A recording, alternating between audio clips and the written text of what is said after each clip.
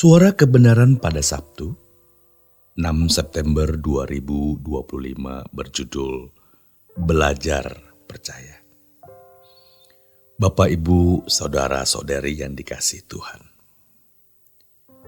Ujian yang paling berat adalah ketika Tuhan bersikap seakan-akan tidak peduli terhadap kita.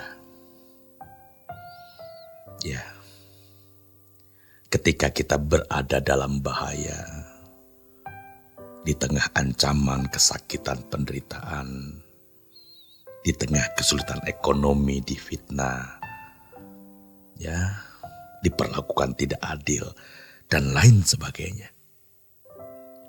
Tuhan tampak tidak hadir.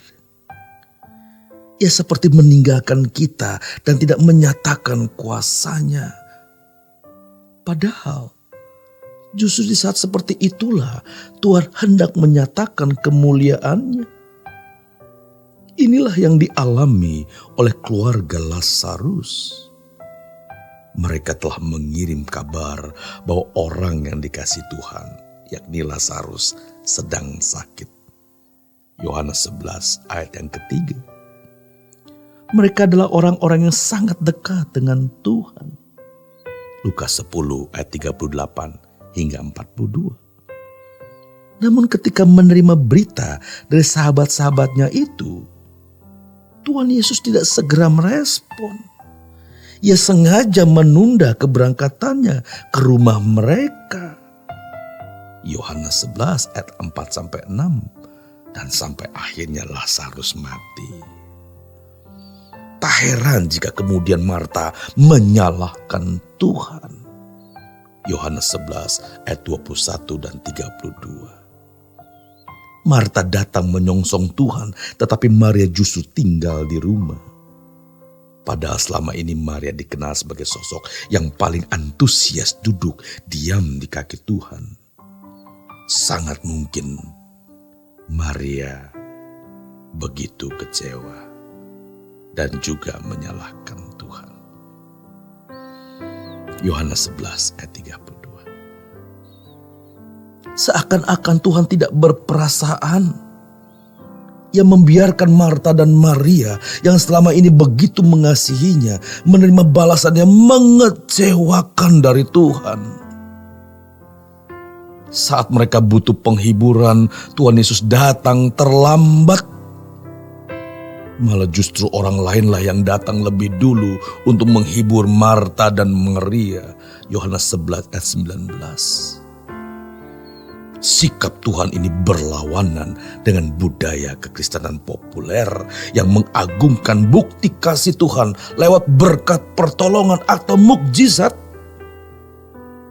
Umumnya orang mengukur nilai dirinya, bahkan menilai Tuhan berdasarkan kepedulian Tuhan padanya lewat seberapa besar mukjizat dan kuasa yang dialami.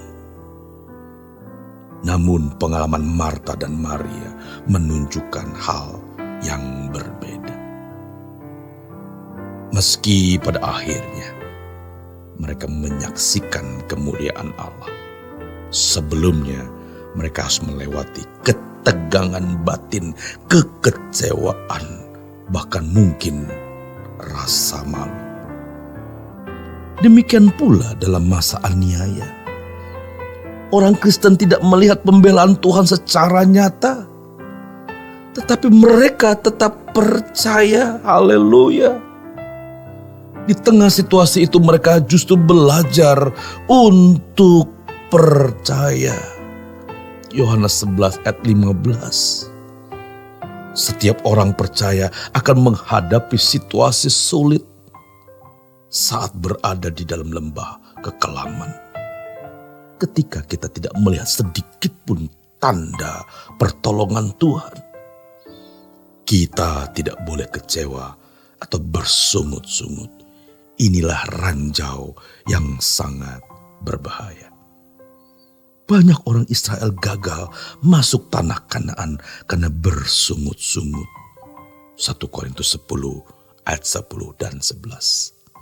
Padahal Semua itu dimaksudkan sebagai pelajaran berharga untuk mengenal dan mempercayai Elohim Yahweh. Saat dicobai oleh iblis agar meragukan kasih, pemeliharaan, dan penyertaan Bapa, Tuhan Yesus menegaskan bahwa kita tidak boleh mencobai Allah. Maka ketika kita tidak merasakan hadirat Tuhan, tidak mengalami mukjizatnya, atau bahkan tidak menerima penyataan melalui mimpi, penglihatan, atau sarana lain, kita jangan merasa bukan orang yang istimewa di mata Tuhan, saudaraku. Kita semua berharga dan istimewa di hadapan Tuhan.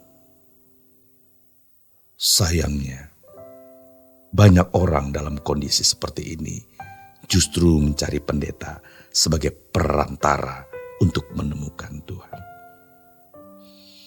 Mereka menjadi mangsa empuk para pendeta palsu yang mengaku sebagai mediator antara Allah dan manusia. Padahal kita hanya memiliki satu perantara, yakni Tuhan Yesus Kristus. Justru saudaraku, ketika kita merasa tidak dipedulikan oleh Tuhan, saat itulah kita belajar untuk percaya walau tidak melihat.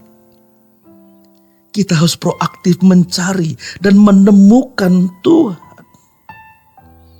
Dalam keadaan seperti itu, urat-urat iman kita yang murni mulai terbentuk. Sebaliknya, hidup yang serba nyaman tidak membangun iman yang sejati. 1 Petrus 1 ayat 6 hingga yang ke-8. Tuhan Yesus sendiri pernah merasa ditinggalkan oleh Bapa, tetapi ia tetap percaya. Demikian pula iman kita harus seperti iman Kristus. Iman yang tidak bersyarat. Unconditional faith. Aku percaya walau. Bukan aku percaya kalau. Aku percaya walau keadaanku sangat berat. Dan seakan-akan Tuhan tidak peduli kepadaku. Selamat berjuang untuk tetap mempercayai Allah, saudaraku. Tuhan Yesus memberkati.